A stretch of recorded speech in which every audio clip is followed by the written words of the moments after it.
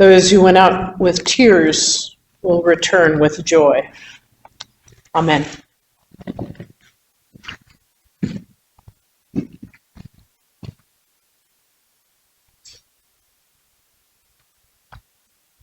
Several years and one neighbor ago, this is on the east side of my house, was a hard season in my life. There were changes coming for my household. And my neighbors were both retired lawyers. They had moved there not that long ago. And one of them in particular looked out for me in some tender ways. He would watch to see. He took my dog for endless walks, first of all. That was wonderful. He'd watch to see if I was home alone, and he'd text and say, hey, we could make the 4 o'clock yoga class. I would almost always say, no, I don't have time. And then one day he texted and he said, hey, we could make the 4:30 yoga class. And I said no. And he said, well, I got you a 3-month membership, so you really can't say no. And I have to admit, his kindness, his generosity made me uncomfortable. And so we went. It was late afternoon, the sun was setting in the west, and the light was coming into the class.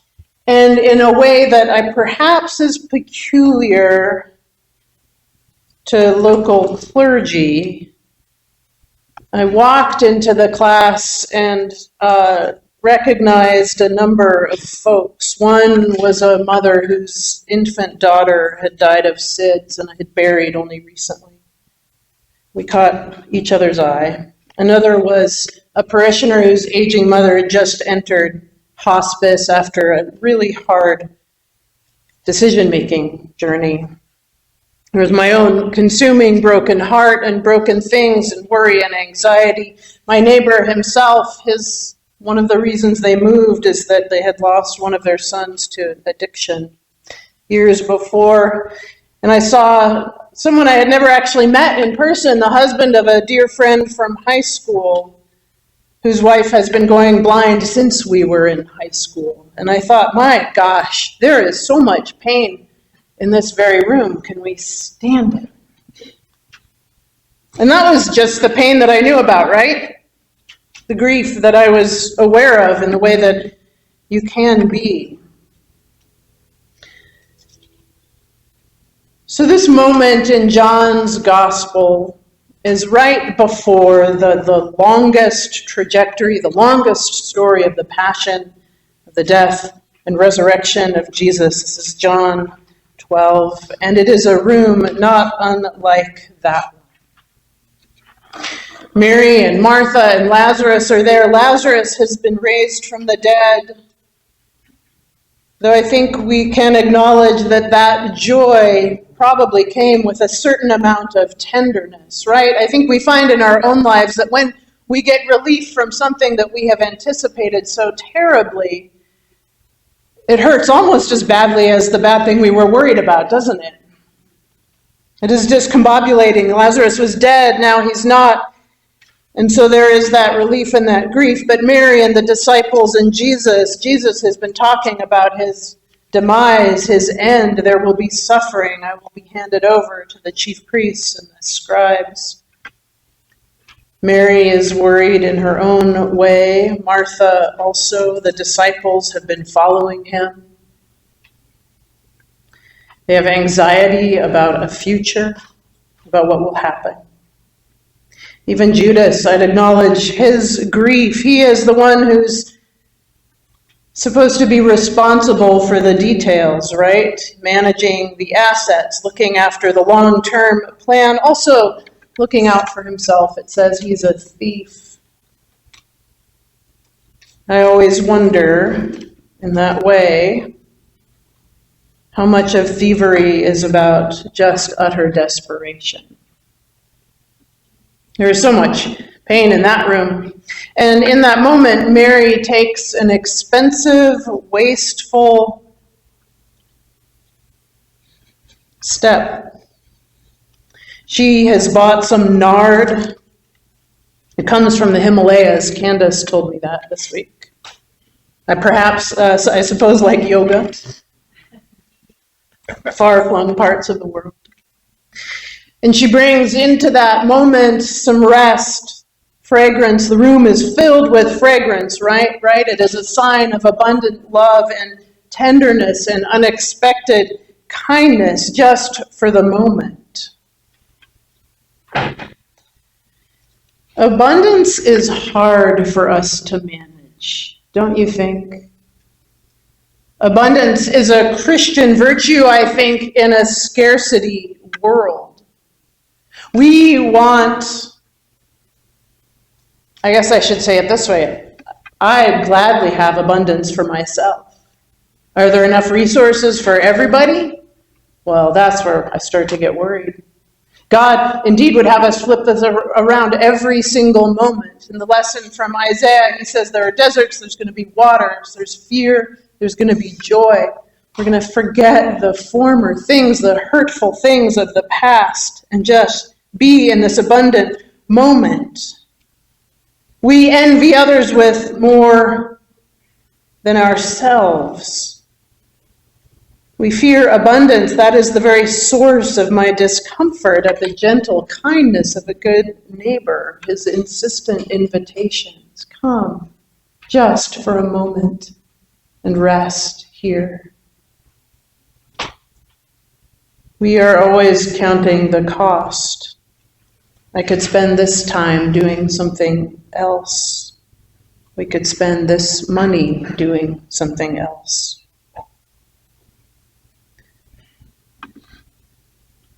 And then Jesus, he speaks into this moment. He says, leave her alone.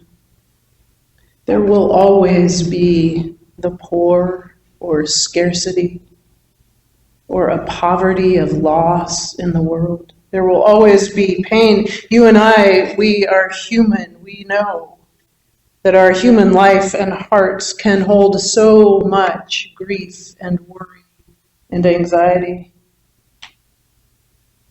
that we do remember the history of former things, as it says in Isaiah.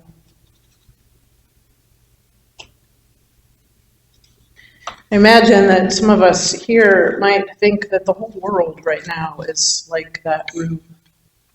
Untold grief. Told grief, the grief we know, pain and suffering that we're aware of, pain and suffering that we fear. Deep, abiding concerns about where is the abundance. And this gospel reminds us that in God, when we put our trust in God, there is always abundant love. There is mercy that is always undeserved. Remember that. All mercy is undeserved. And Jesus says, let us have this moment of grace, a touch, a waiting for this mystery. I haven't done yoga for a long time. That's mostly because certain things changed in my schedule. I love the moment that happens in most yoga classes where the instructor, when it's a good instructor, says, invites you to, hold this position. And you think, oh, well, maybe. At least my body does. Yours might be stronger. But then walks around and gracefully might say something like, may I touch your shoulder? And might gently push you into a more open place, a place of healing, things like that. And I think about Jesus assenting and agreeing to this touch from Mary. She wipes his feet with her hair. Clearly, he said yes. Clearly, she holds him. He cannot go anywhere when she has his feet in her hands and her hair. The thing about this moment in the gospel, the thing about the yoga studio full of pain several years ago, is that outcomes aren't changed, right? We know the journey is Jesus is going on. We know that Holy Week is coming. Palm Sunday is next week. Easter Day is coming. We know that we look toward that. But Jesus also knows that we, in our human bodies, in our human lives, we need those signposts of abundance and mercy and grace and love and gentle touch and entering into a relationship for a moment, a treasured moment of something that is beyond us and within us. And so our invitation today on this fifth Sunday of Lent is to consider in every aspect of our lives, what rooms do we enter? Perhaps this one, a school, a place of work, a meeting, a protest, our own homes. And what moment can we do if we hold that position just for a moment and look for God's abundance? What might happen to us? What might come to us in that peacefulness? Peacefulness which we have to admit perhaps might only last for a second or two, right? And in the abundance of God, that moment is always enough.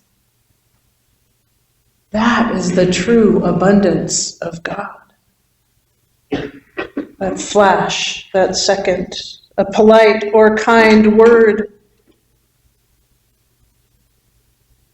So today we're invited to stay in the room, to hold that position, to know that Jesus is in us and with us.